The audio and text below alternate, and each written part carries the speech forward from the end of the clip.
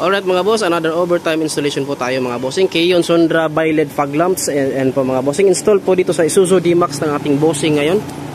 Ayan, ang inabil ni bossing ay yung Keyon Sondra bi-LED projector, 3 inches 3 diameter, 3 color mga bossing. Ayan po mga boss, fit na fit, 100% plug and play mga bossing. Yung bracket, fit na fit mga bossing. Yung wire, wala pong pinutol, walang tinabas. Ayan mga boss, plug and play mga boss. Tricolor po ito with high beam feature mga boss. Yan po, 3 inches diameter. Ayun mga boss. Now check natin yung ibang kulay mga boss. Okay, so ang gagawin lang po mga boss, off, on, yan po. Yan po yung combination ng yellow at white.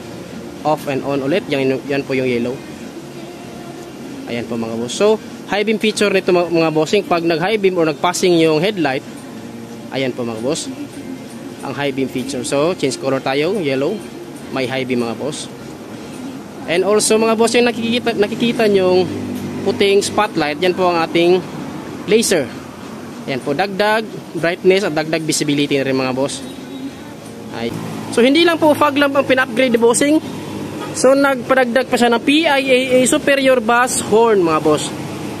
Ayan mga bossing, check natin yung output or lakas ng busina mga bossing. So by the way, 4 na PIAA superior bass horn po yung naka-install. Ayan po mga bossing. Nako, napakalakas mga boss.